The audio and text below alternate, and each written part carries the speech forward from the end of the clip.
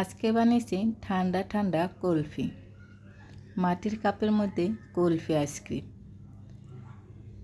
দেখতে অসাধারণ হয়েছে, আর বানাতে একদমই ঝামেলা নেই। এই গরমের মধ্যে ঠান্ডা ঠান্ডা কুলফি খেতে কিন্তু দারুণ লাগে।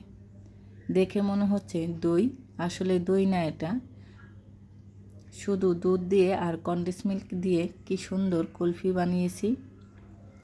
আসসালামু আলাইকুম, বৃষ্টি ব্লগ অ্যান্ড রেসিপি থেকে বৃষ্টি বলছি। সবাই কেমন আছেন? আশা করি নিশ্চয়ই ভালো আছেন। আমি আলহামদুলিল্লাহ ভালো আছি।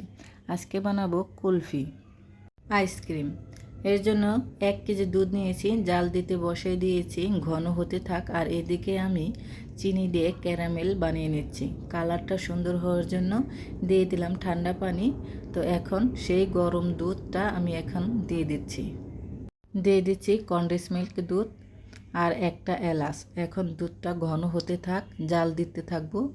আর এদিকে 1 চামচ কর্নফ্লাওয়ার নিয়েছি আর 2 চামচ পানি দিয়ে গুলায় নিলাম। এখানে 1 চামচই কর্নফ্লাওয়ার নিয়েছি, ভালো করে গুলিয়ে তারপর এখন আমি সেই দুধের মধ্যে দিয়ে দিব। দুধটা কত সুন্দর কালার আসছে। চিনিটা ক্যারামেল করে দিলে কালারটা সুন্দর হয়। আর এখন দিয়ে দিচ্ছি কর্নফ্লাওয়ার গুলানো পানিটা। এখন কিন্তু নাড়তেই হবে, তা না হলে কিন্তু নিচ দিয়ে লেগে যাবে। আর কুলফি আইসক্রিমে কিন্তু এলাচের গ্রান থাকে খুব সুন্দর একটা, তার জন্য একটা এলাচ দিয়ে দিয়েছি খুব সুন্দর একটা গ্রানের জন্য। আর কালারটা দেখেন কত সুন্দর হয়েছে। এখন বেশ ঘন হয়ে গেছে, নামিয়ে ঠান্ডা করছি। ঠান্ডা করার সময় বারবারই নাড়তে হবে যেন মোটা সর না পড়ে। তো ঠান্ডা হয়ে গেছে, আমি এলাচটা উঠাই নিলাম। এখন আমি কাপে কাপে ঢেলে নেব। আপনারা চাইলে কুলফি আইসক্রিম মতন কাঠি দিয়ে বানায় নিতে পারেন। তো আমার কাছে কাঠি ছিল না, আমি এই মাটির মটকার মধ্যেই বানিয়ে নিলাম।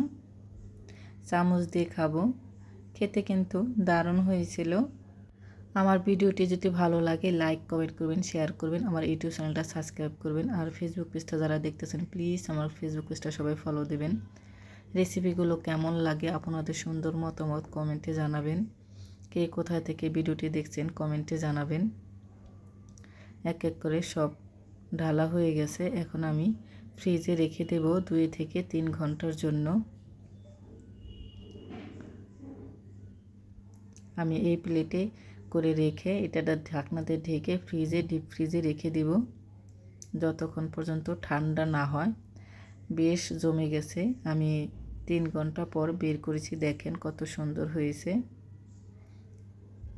আমি একটা করে ফুল দিয়ে, মানে ফুলের পাপড়ি দিয়ে সাজিয়ে নিয়েছি। এটা একটা অপশনাল, দেখতে সুন্দর লাগবে তার জন্য দিয়েছি। দেখেন কত সুন্দর হয়েছে। এখন এক এক করে চামচ দিয়ে কেটে খেলেই হবে।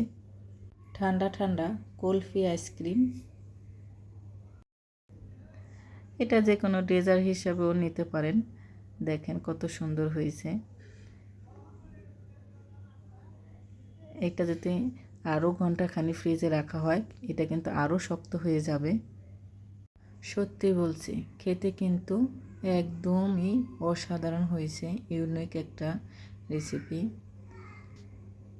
আপনারা বানিয়ে খেয়ে কমেন্টে জানাবেন। আজকে এই পর্যন্ত, সব ভালো থাকবেন। আল্লাহ হাফেজ।